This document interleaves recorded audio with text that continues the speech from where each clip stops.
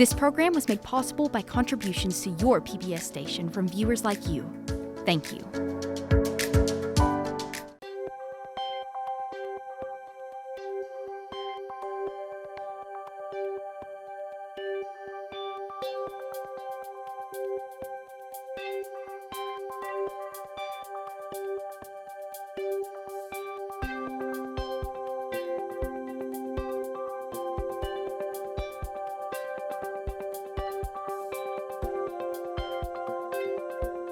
Hi, I'm Michelle Price. Welcome to WCTE's Interact. This month, we're talking about housing, and joining me is Donnita Hill, longtime Upper Cumberland Realtor with Exit Realty. Luke Eldridge, who is a facilitator with Empower, a new program in the Upper Cumberland. Patty Seagrave with Seagrave Mortgage, and Chris Cassidy, Director of Operations with Highlands Residential. So Donnita, can you tell me a little bit about the residential real estate market? Oh yes, I'd love to. Of course, this has been a most unusual several months for real estate in the Upper Cumberland. We've experienced overbids, multiple bids at one time. The demand has been exceptionally, probably unexpected. And then currently we still have good demand. We just have a little bit of a low inventory, which we're hoping that will improve. But we're still good in the Upper Cumberland. So talks of a real estate bubble aren't coming to effect in the Upper Cumberland? Well, we do hear that a lot. Of course, no one really has an exact answer on that. But how I feel and what I see is that I don't think we're in a bubble. I think, as my dear friend in Jackson, Tennessee, said it probably as well as anyone, she's been in real estate for probably close to my time, 40 years, is that she said, you know what it really comes down to is a little bit of unhealthy home sales. And the prices have been much higher than people anticipated. With all of the growth coming our direction from a lot of the larger metropolitan areas, I think probably that with the inventory being down, hopefully that will improve with time. It's been a learning curve for a lot of people. The residential apartment business has been crazy too, hasn't it? Well, it is. We've really been in a shortage. Even before we had the tornado 2 years ago, we were in a shortage here in the Upper Cumberland, Putnam County particularly. And the tornado, of course, we basically took out 400 living units, both houses and apartments, and I think that made that shortage even greater.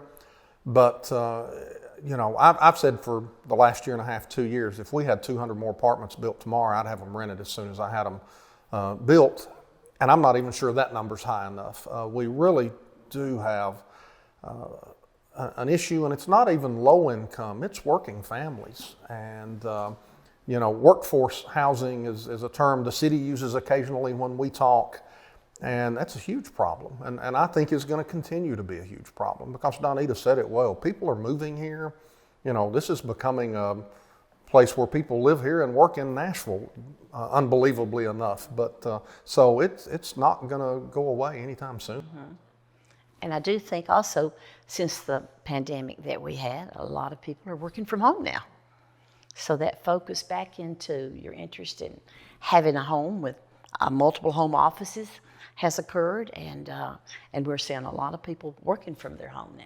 And that has allowed a lot more people to move to this area that maybe before would not have, because their jobs do allow them to work from home. Absolutely. Yeah, I have two friends who actually, one worked in Oak Ridge, and another one, he worked at a local place here, but they've got jobs with other big companies, like Bayer, Aspirin, stuff like that. They can work from home and they're making more money.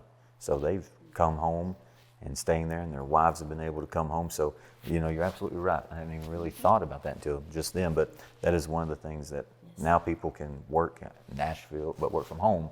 Right. Another friend of mine just got the same job offer. Another one getting to go to Oak Ridge and stays here, has to go to Oak Ridge one time. Everything else is at home. So he gets to stay home. So, Luke, aren't you working with a program that is helping to pull people up out of poverty and help them get into the housing market? It's called Empower. We just received a $25 million grant, and now that is for people who they're housed right now, but they're on that line of they're needing help with rent on a pretty consistent basis. What we're going to do with this, starting in January, is we're going to start working with families to help them find the better jobs to be able to come out of that poverty arrangement. And then what they can do is then hopefully go to these ladies and look for a house and get out of the apartments so we can open up more apartment places so we can start kind of funneling, in a sense, them through. So we hope to do that because a lot of the government programs, as you know, if you're on them and you try to get off of them, it's more of a cut than it is a tit for tat movement. We have families who are trying to get into apartments or housing, but they have to look at low-income housing or they have to look at government assistance housing because that's just, they don't make enough. But if they try to go make more, then they're going to cut their food stamps. They're going to cut this. They're going to cut daycare. They're going to cut Families First. They're going to cut those funding options that they can get into. So our job and what we're going to try to do is tit for tat, kind of help them climb out of that hole, and then hopefully they can be more sustainable. I think one of the numbers is if we can help them through this process, they're going to be making somewhere $10,000 to $15,000 more dollars once we help them out of that bubble or out of that hole, if you will, because we're going to be able to navigate them through and not just cut all their governmental assistance off like the government has. So Patty, do these people have to save a big down payment to be able to get financing to buy a house? They do not. I think that's one of the biggest misconceptions because a lot of people still believe you need 20% down to buy a house. And particularly in this area, we have a lot of 100% programs out there. What is so great about this area, we have people who work, they have good jobs, they have good credit, they just can't save for a down payment. And so we can work with them with no down payment and help them get into housing. And so that is great, and that is available in almost our entire Upper Cumberland area for 100% financing. Chris, aren't you all building additional housing for families? We are. We've currently started a 48-unit development that is a multifamily development. It is for working families, workforce housing, and we have a master plan where we're hoping to build another 150 or 200 units in the next few years. We have to find the funding to do that, but there are some programs out there. Hopefully we're going to continue to see hammers and nails and 2x4s for the next few years and help alleviate some of this problem. What are you seeing in the real estate market now, in the people looking? Are they looking primarily for what we used to consider the starter homes? Or I know over the last few months, even the luxury home market has slowed down a little. Are they going to that mid-range? Well, what I see that's happening, first-time home buyers, yes, are trying to get out of the rental into something that they can own and then have appreciation build up. Of course, there's always a need for families as they grow to look for a larger home. That certainly is occurring. And again, some of the luxury homes are still selling fairly strongly because of our out-of-state activity. As we mentioned, folks moving to a better area, family area, climate, less crime, that sort of thing. So we still see some of the larger homes getting some pretty good activity. A lot of retired people are moving to the Upper Cumberland. They've done their research, perhaps have had family friends to move here, and they've had them to encourage them because they've lived here long enough to see what a quality community is. It's the people in the Upper Cumberland that makes such an impression on all these people. We're too nice, Donnita. That's what. Yeah, We're too nice. And we want to help, and we care. Yeah. I'm telling you, some of these folks come in from the larger town. You can't really speak to people hardly, they say. And I was with a couple as we walked in Cracker Barrel about 3 or 4 months ago, and this gentleman held the door open, and he looked at me and he said, "My goodness, we would never see this happen in New York." And I said, "I'm telling you, it's God's country." Southern hospitality. Yeah, I think the very nature of what makes us appealing, the small town feel, It is. unfortunately are the things that we're maybe losing a little bit because we're so appealing. Right, absolutely. But we still have a lot of affordable housing here compared, even though we've seen Yes. such appreciation Yes. compared to other parts of the country, our housing is still very affordable per square foot here compared to New York, California. And so that's why we're seeing a lot of people move in as well, because they look at our prices and say, wow, we could not buy this beautiful house for this price. It would be double elsewhere. Well, and they're wanting to get away from those cities because of everything that is going on, obviously. Exactly. Well, So, the cost of living. and Tennessee is very They've discovered well us. off. Yep. And the yeah. climate. And I think that's why we saw a large amount of overbidding, because what they sold in some of the larger areas was as much as twice or more. And they didn't mind giving an extra, whatever that number ended up being. Is it just me, or does this area not seem to be affected as much by fluctuations as some of the bigger areas like California, New York, Absolutely. out west? Yeah, we've always had more of a sheltered proximity to that sort of thing. And people recognize that because the demand comes from so many parts of the world for people to find a good reason to move to Middle Tennessee. And they jump at the chance in most cases. What would you advise somebody if they were trying to sell their house? A good experienced realtor, a good realtor, sit down with them and see where you are with the pricing on your home, and then know what you expect to find. I know of so many people that have sold their homes in 22 and ended up having rent because they couldn't find the square footage they need or the location they needed for what they sold. Everything goes back to education. If you just know ahead of time what to expect, that helps the transaction so much. And I think it's very important they get pre-qualified before Absolutely. they have their home under Absolutely. contract to make sure that they can buy what it is that they're wanting to purchase and have the payment where they want it to be. right. I think that's very important That's as right. well for them to think Right. about. Right. So it kind of works hand in hand. For our young people that are graduating high school, graduating college, and looking at moving out, don't they even need to look at getting a waiting list for stuff like, housing with you, Chris? Absolutely. Be prepared. It's going to take some time, and if you think you're just going to do this kind of on a whim and all at once, I'm afraid you're going to be disappointed. The individuals I work with, normally are making $15 an hour, a little lower, a little higher, but we're filling out applications and housing like that's 3 months, 6 months out to try to get into apartments through either some kind of governmental grant, or even I tell people, look, the big thing is you need to go find a job that's at least making $15 an hour to rent for a one bedroom, because most one bedrooms are going for $700, $800, $900. And so I'm like, you guys got to make sure that you're making that kind of money. Everything seems to be going Oh, up. yes. And to buy your first home and then to deal with the grocery prices, the gasoline prices, everything seems to be higher. So you have to put that equation into your purchase. Yeah. In order that, you can buy a home, but you also have to be able to, pay your bills. I So think one study I saw said that this inflation and everything that's going on is costing the average family or person, and the average family household, $300 to $400 more a month. yeah, And I'd say that is. And I think because of that, we've had rates tick up, and Patty can talk about this better than I can. I've heard But that.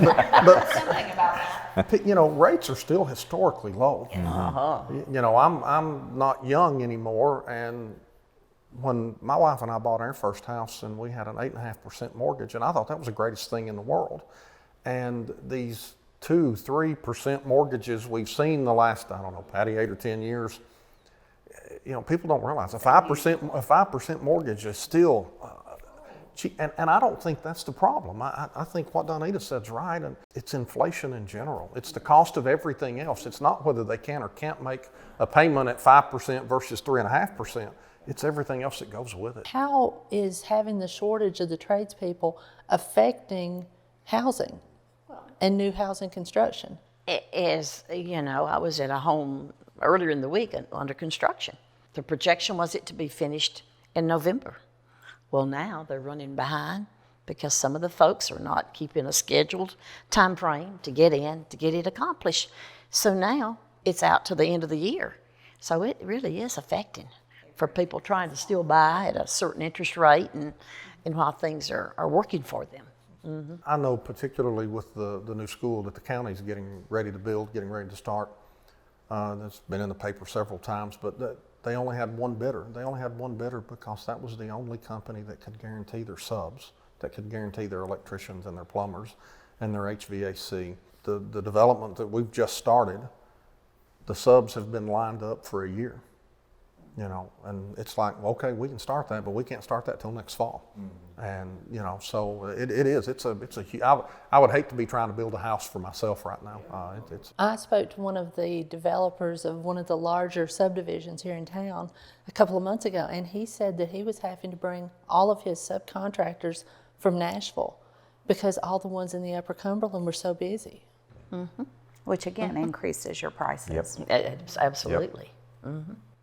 And builders are afraid to price the homes until they're at the very last, 30-day period of time.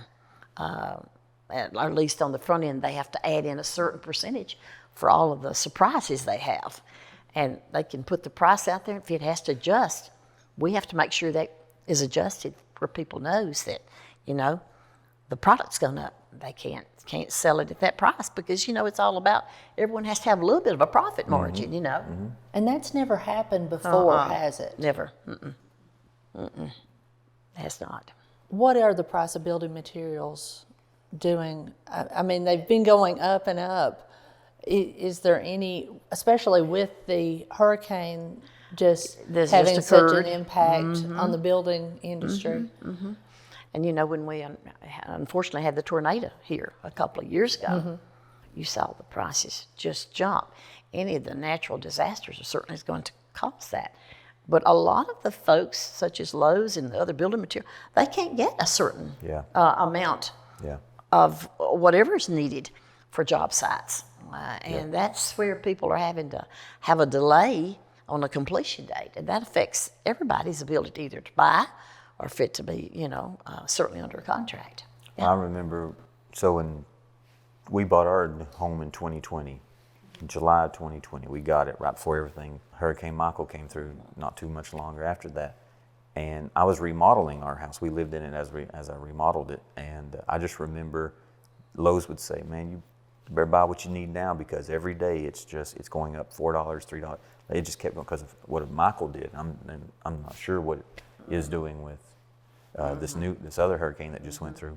But I just remember a piece of wood I was getting was $14. I went back a week later and it was like 23 or 25, and I was like, man, I should have bought all. But yeah, it's insane what hurricane has done, what the tornado, and just these last couple of years have not been favorable for what we're trying to accomplish. I think it's interesting in the last couple of years, and I think some of this has gotten better, but literally the Oak Tree Towers, the 50-unit mid-rise that we completed earlier this year, as we were getting to the point that we were getting towards finishing up, and the city doesn't have 50 gas meters or 50 electric meters to bring to us.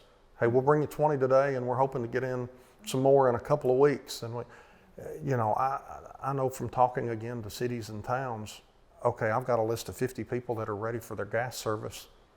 I've got 10 meters over here. I got to decide who we're installing gas for right now.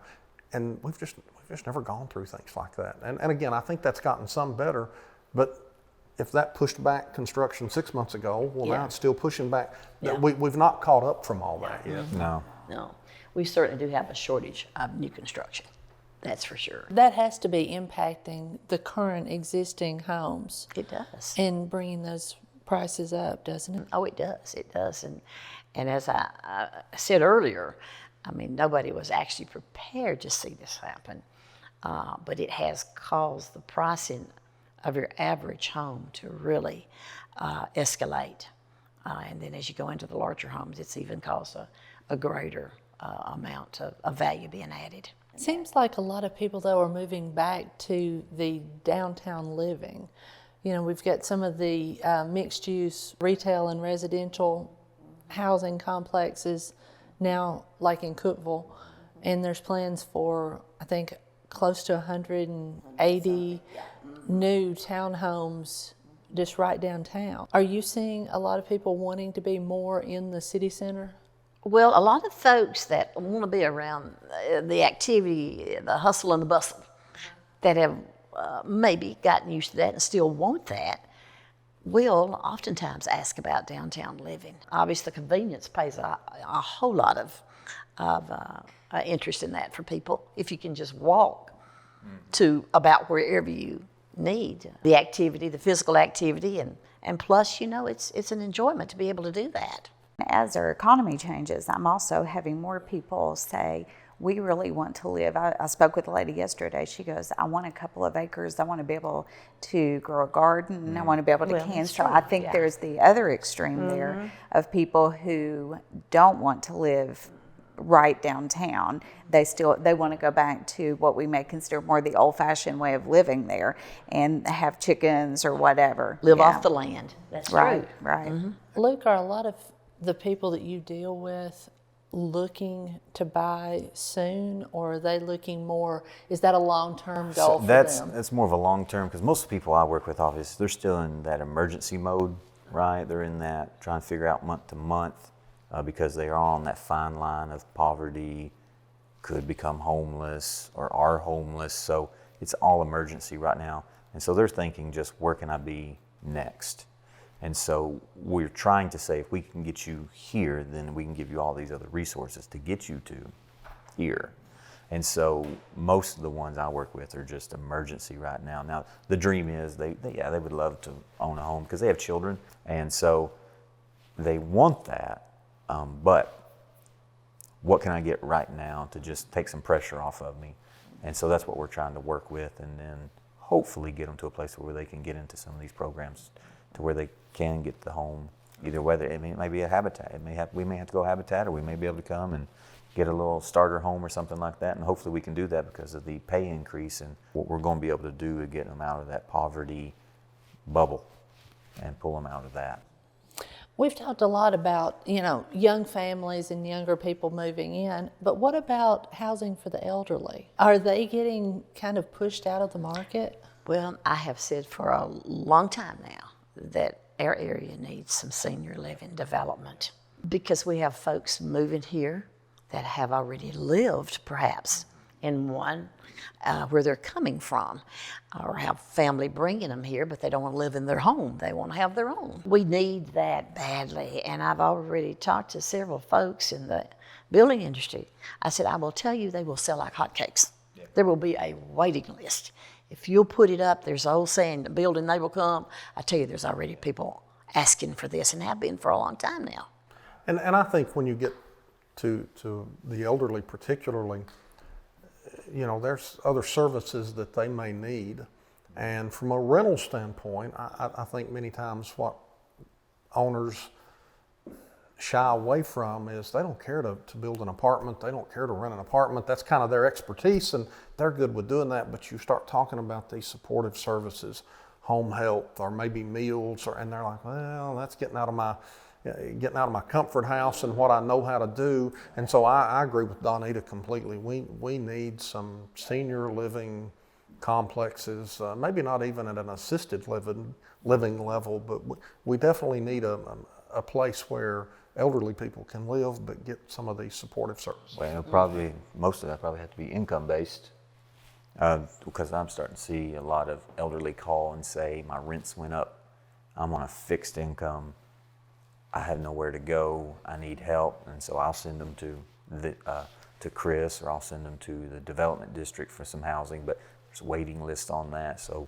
if we found somebody to fill that gap, that'd be fantastic, especially because most of them they're retired, or they have they're on disability, Social Security, and most of the ones I deal with, $800, $900, $1,200 a month is all they get.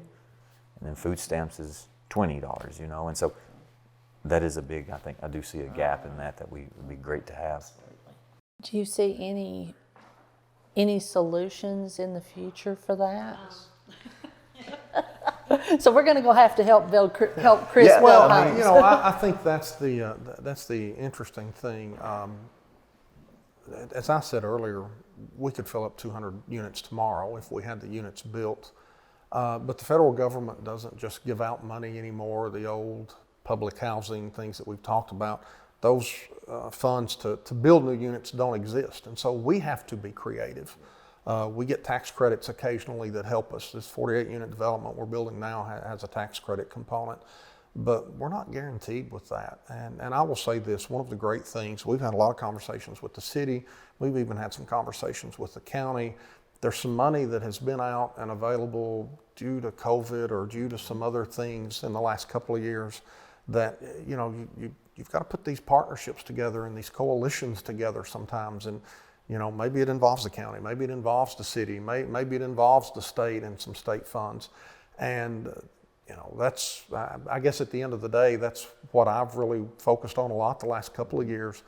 You know, it's not a simple deal anymore of here's one pot of money and we're building these units. It's 6 pots of money to build these units. And that causes more work for our office, but that's okay. That's what we're there for. But again, that's a slow process. The 50 units that we completed the first of the year, we had our first meeting about those and had filled out our first grant application for those in 2017. So 5 years. And it was basically 4.5 to 5 years. Thank you for joining us this month on Interact when we were talking about housing. Please continue talking about this issue with your friends and your neighbors. It's very important. I'm going to keep talking with my friends Donnita Hill, Luke Eldridge, Patty Seagrave, and Chris Cassidy about this issue. Join us next month.